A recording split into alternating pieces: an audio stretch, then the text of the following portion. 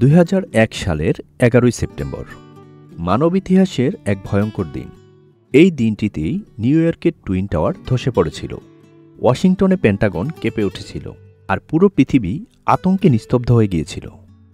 প্রায় ৩,০০০-এরও বেশি নিরীহ মানুষের মৃত্যু হয়েছিল এই দিনে। এই আক্রমণের মূল পরিকল্পনাকারী ছিলেন আল কায়দার নেতা ওসামা বিন লাদেন। কিন্তু প্রশ্ন হল, কিভাবে তিনি এই ভয়ঙ্কর হামলার পরিকল্পনা করলেন এবং তা কার্যকর করলেন? আজকের ভিডিওতে আমরা জানব এই লোমহর্ষক ঘটনার বিস্তারিত, তাই পুরো ভিডিও জুড়ে আমাদের সঙ্গে থাকুন। ওসামা বিন লাদেন ১৯৮০-এর দশকে সোভিয়েত আফগান যুদ্ধে অংশ নেয়। আফগানিস্তান থেকে সোভিয়েত সেনাদের হঠাতে যুক্তরাষ্ট্র, পাকিস্তান এবং সৌদি আরব থেকে তিনি সমর্থন ও অর্থ পান। যুদ্ধ শেষে আমেরিকা ওসামা বিন লাদেনের সাথে বিশ্বাসঘাতকতা করেন, যার ফলে তিনি আমেরিকার বিরুদ্ধে প্রতিশোধ নিতে গড়ে তোলেন আল কায়দা নামে একটি জঙ্গি সংগঠন, যার মূল লক্ষ্য ছিল মধ্যপ্রাচ্যে মার্কিন উপস্থিতি নিশ্চিহ্ন করা এবং পশ্চিমা প্রভাব ধ্বংস করা। ১৯৯০-এর দশকে আল কায়দা মার্কিন স্থাপনায় একের পর এক হামলা চালাতে থাকে। সৌদি আরবের রিয়াদে বিস্ফোরণ, ১৯৯৮ সালে কেনিয়া ও তানজানিয়ায় মার্কিন দূতাবাসে হামলা, এমনকি ২০০০ সালে ইয়েমেনে মার্কিন যুদ্ধজাহাজ ইউএসএস কোলে আক্রমণ। কিন্তু এতেও ওসামা বিন লাদেন সন্তুষ্ট নন। তিনি আরও বড় আঘাতের পরিকল্পনা করেন, যা পৃথিবীকে কাঁপিয়ে দেবে। ১৯৯৬ সালে আফগানিস্তানে তালেবানের আশ্রয় পাওয়ার পর বিন লাদেন ও তার সহচররা এক বিশাল আক্রমণের পরিকল্পনা শুরু করে। আল কায়দার শীর্ষ নেতা খালিদ শেখ মোহাম্মদ ছিলেন এই পরিকল্পনার মূল কারিগর। তিনি প্রস্তাব দেন যাত্রীবাহী বিমান ছিনতাই করে সেগুলোকে মার্কিন গুরুত্বপূর্ণ স্থাপনায় বিধ্বস্ত করা হবে। প্রথমে লক্ষ্য ছিল ১০টি বিমান একসাথে ছিনতাই করার, তবে নিরাপত্তাজনিত জটিলতার কারণে সংখ্যা কমিয়ে আনা হয় ৪টিতে। টার্গেটও নির্দিষ্ট করা হয়।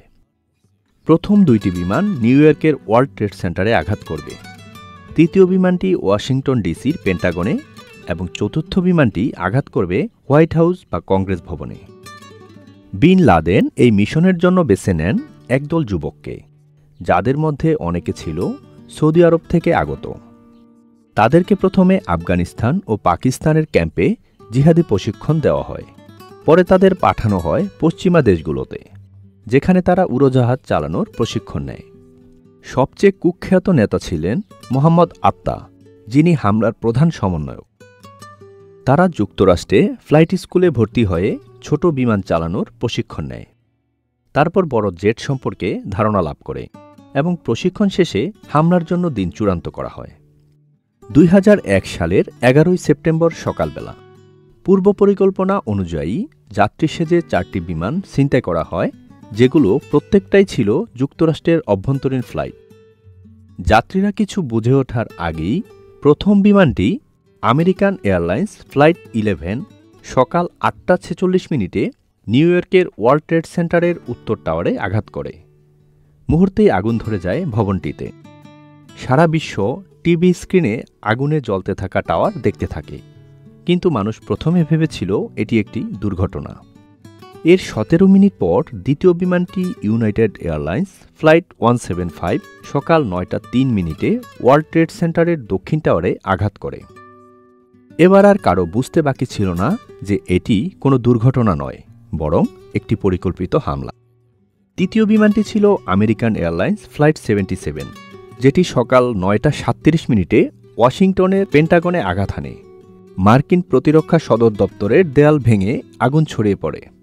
তবে চতুর্থ বিমানটি ছিল ইউনাইটেড এয়ারলাইন্স ফ্লাইট 93।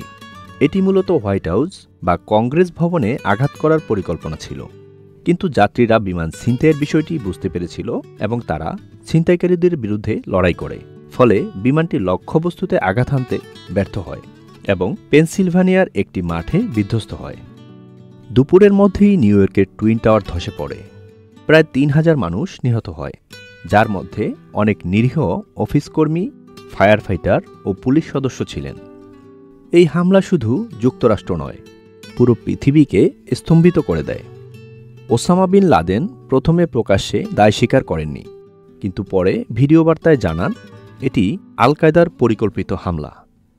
তিনি দাবি করেন এটি মুসলিম বিশ্বের ওপর মার্কিন আগ্রাসনের প্রতিশোধ।